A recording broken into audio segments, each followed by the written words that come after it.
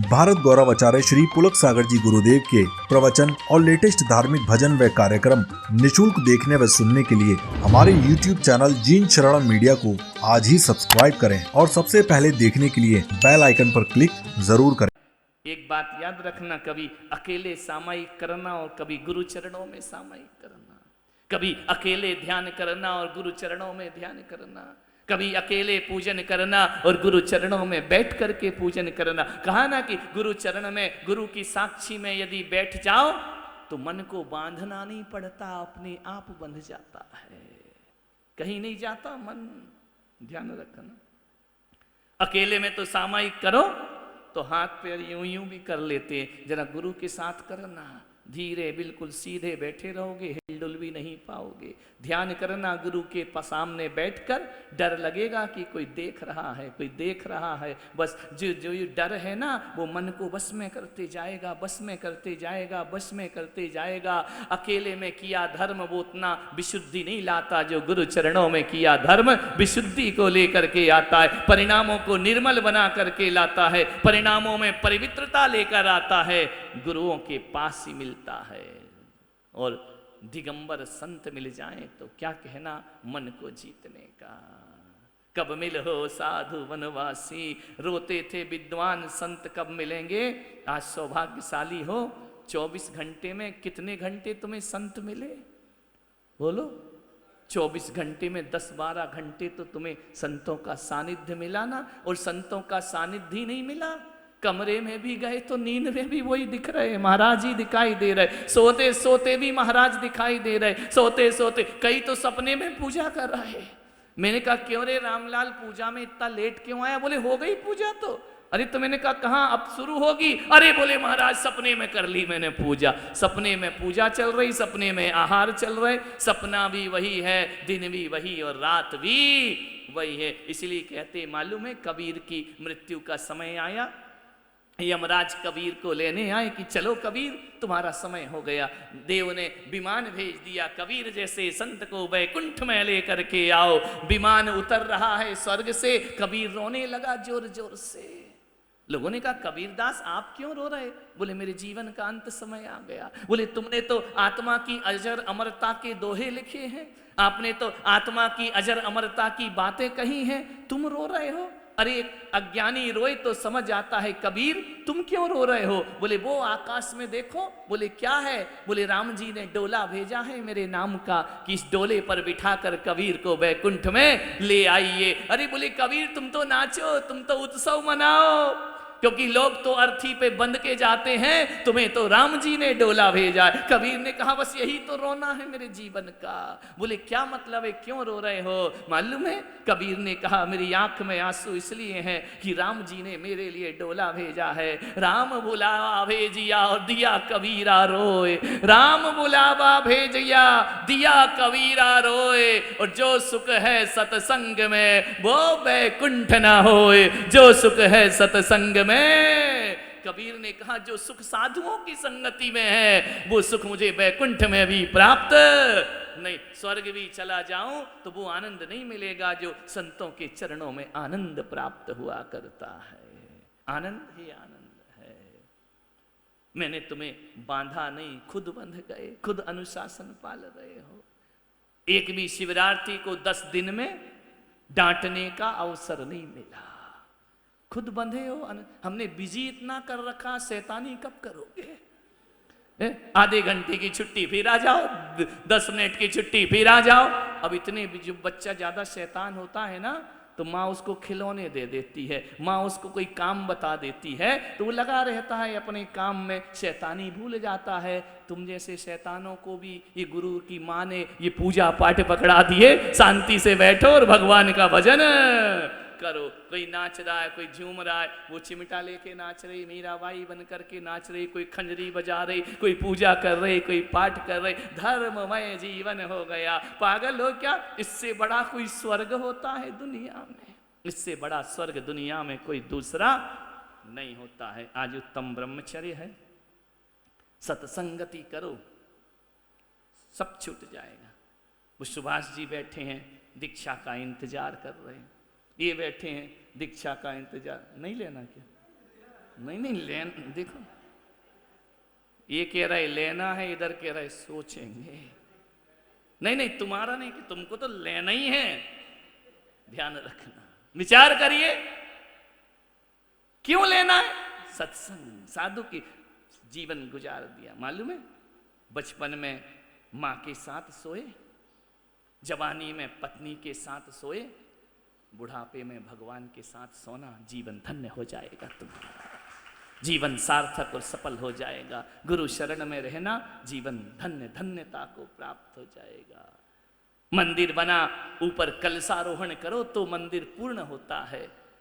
शादी हुई, विवाह हुए, बच्चे हुए, जिंदगी अधूरी है। सन्यास ले लिया, कलशारोहण हो गया, जीवन का पूरा जीवन मंदिर जैसा पवित्र हो जाता है। ध्यान रखना, भीतर विषय वासना वर्षे, बाहर लोक लाज भयकारी, धाते परम दिगंबर मुद्रा, धरना सकत दीन संसारी। इस संसारियों के बस की बात नहीं है, ध्यान रखना। तन नंगा करने से कोई दिगंबर नहीं होता, मन भी नंगा करना पड़ता है। मन के वस्त्र उतार, बाहर के वस्त्र उतारना कोई बहुत बड़ी बात है क्या? भीतर के वस्त्र उतारना पड़ते हैं। जिसने भीतर के वस्त्र उतार लिए वो दिगंबरत की साधना में पूर्ण हो जाता है। और धर्म का सन्यास लो तो एक वस्त्र उतारो, दूसरा पहनना पड़ते हैं। दिगंबर का सन्यास लो, उतारते जाओ, उतारते जाओ, उतारते जाओ, उतारते जाओ, उतारते जाओ, छोड़ते जाओ, छोड़ते जाओ। और जब उतारने को कुछ भी ना बचे, उस अवस्था का नाम दिगंबर संत हुआ करता है। अब क्या बचा है? उतारने को कुछ नहीं बचा है। ध्यान रखना, अकेले वस्त्र नहीं उतारना है, अपनी इच्छाओं का बोझ भी उतार करके छोड़ना है। अपनी जो फोकट की जिम्मेदारियां ली है ना घर परिवार की, इसका भी बोझ उतार करके फेंक दीजिए। तुम जानो तुम्हारा काम जाने। जीवन को आनंद में परिवर्तित करिए। सागर में तैरना सीखना है तो किनारे बैठकर कोई तैरना सीखता है क्या? है? मुल्ला नसरुद्दीन था, गद्दे पर हाथ पैर मार रहा था। खट्टर काका ने कहा तू पागल हो गया क्या, गद्दे पे हाथ क्यों पैर क्यों मार रहा है? बोले मैं तैरना सीख रहा हूं। काय पे सीख रहा है? गद्दे पर। बोले पागल, गद्दे पे कोई तैरना सीखता है क्या? तैरना सीखना है तो आ छलांग मार, कूद जा पानी में। बोले मुझे डर लगता है। तो बोले जो डर गया सो मर गया। ध्यान रखना, कूद जा पानी में, एक बार छलांग लगा दे, हाथ पैर मारना पानी खुद सिखा दिया करता है। आदमी भवसागर से पार हो जा। घर में रह के मुनि बनने की साधना, खाक साधना कर रहे, प्रैक्टिस कर रहे हैं। अरे पागल, शादी की प्रैक्टिस करी थी क्या? बिना प्रैक्टिस के हो गई ना शादी, तो दीक्षा भी बिना प्रैक्टिस के हो जाती है। काय का अभ्यास, डूब जाओ बस। चिंता, अपना जीवन का भार गुरु चरणों में सौंप दीजिए। अपने आप मन भी संयमित हो जाएगा, पांचों इंद्रियां संयमित हो जाएंगी, जीवन धन्य हो जाएगा। ऐसा शाश्वत सुख। तुम्हारे यहाँ तो साल में एक बार दिवाली आती है, एक बार होली आती है, तीज त्योहार साल में एक बार आते हैं, पकवान बनते हैं, मिष्ठान बनते हैं। हमारे यहाँ तो रोज ही दिवाली आती है। आना चौके में देखना, है ना, कितने तरह का व्यंजन भोजन बनता है। जो तुम्हारे यहाँ कभी कभी बनता है, हमारे यहाँ रोज वैसा भोजन है। रोज दिवाली, रोज त्योहार है, रोज पवित्रताएं, रोज भावनाएं, रोज शुभकामनाएं। ध्यान रखना, विचार करें। तुम्हारा बच्चा तो जन्मदिन पे पैर पड़ेगा ना, ये मेरे बच्चे तो रोज मेरे पैर पड़ते, हर कदम पे पैर पड़ते, पग पग पे पैर पड़ते हैं। इससे बड़ा त्योहार क्या होगा? इससे बड़ा आनंद क्या होगा? एक ही बात याद रखना, समापन का समय है।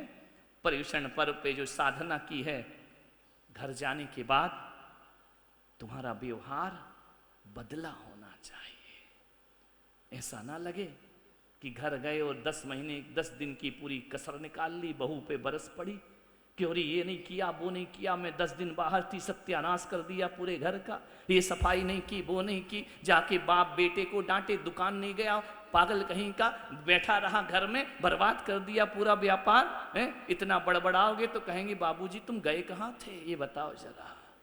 अम्मा जी जाके भड़क पड़े बहू पे कि ये नहीं, ऐसा नहीं, वैसा नहीं, 10 दिन क्या बाहर रही, तू तो समझी मैं लौट के ही नहीं आऊंगी।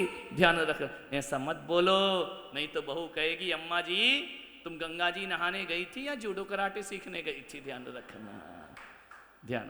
बदला हुआ जीवन होना चाहिए। क्रोध का उत्तर क्रोध से ना दे सको तो समझना 10 दिन की पर्युषण की साधना हमारी सफल हो गई है। ध्यान रखना। घर में जाकर के थोड़ा बहुत कम हो जाए परिग्रह, समझना पर्युषण की साधना हो गई। बाहर का छूटे या ना छूटे, भीतर की भावनाएं निर्मल हो जाए। लगना चाहिए जब तुम यहां से घर जाओ ना, तो तुम्हें देख करके तुम्हारे घर के लोग ये कहें कि बदले बदले मेरे सरकार नजर आते हैं। ध्यान रखिए, नहीं तो फिर क्या होगा? मक्का गया मदीना गया, बनकर आया हाजी, आदत गई न जिल्लत गई, रहा पाजी का पाजी। कोई परिवर्तन ही नहीं आया।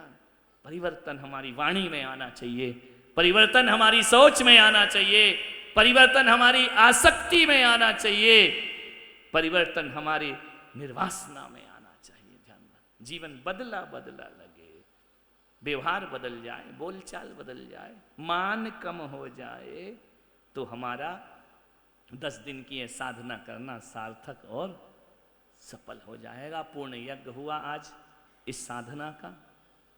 11 बज रहे हैं, तुमको तो कुछ लेना नहीं है ना? हम भी नहीं लें तो चलेगा क्या? नहीं, हाँ भी बोल लो तो कौन सा मान रहे हैं? ध्यान रखना, सोचना है आपको। जीवन को आनंद में, प्रसन्नता में जियो, गंभीर उदास जीवन मत जियो। मैं भले संत बन गया हूं, लेकिन उदासी मुझे पसंद नहीं है। मैं, कोई आता है मेरे कमरे में, हंसता खिलखिलाता मुस्कुराता ही लौटता है। मैं प्रेम के बतासे बांटता हूं और हंसी की नुक्ति बांट करके तुम्हें यहाँ से विदा किया करता हूं। क्षण भर को तुम अपने गम तो भूल जाओ। यदि मैं भी उदास होकर बैठ जाऊं मुंह लटका करके, तो तुम वैसे ही अपने दुख से दुखी हो, और यहाँ आओ बोले महाराज भी दुखी हैं, फिर तो दहाड़े मार के रोगे, छाती पीट करके रोगे, ये भी दुखी। और संत तो वो होना चाहिए कि पल भर उसके चरणों में बैठ गए तो अपने दुख भूल जाएं और संत के आनंद में आनंद बटोर करके घर वापिस चले जाएं। ध्यान, मेरा तो सन्यास ऐसे ही, मेरा सन्यास हंसता खेलता मुस्कुराता सन्यास है। मैं यहाँ से वहाँ तक भी जाता हूँ तो रास्ते में हंसी हास्य परिहास के अलावा कुछ नहीं हुआ करता है। आनंद में जियो, खिले हुए फूल से जियो। क्या मुंह लटका कर मरे मरे जी रहे हो? उदासी जिन चेहरों का श्रृंगार करती है, वो मक्खी भी उन पर बैठने से इनकार करती है। ध्यान रखिए।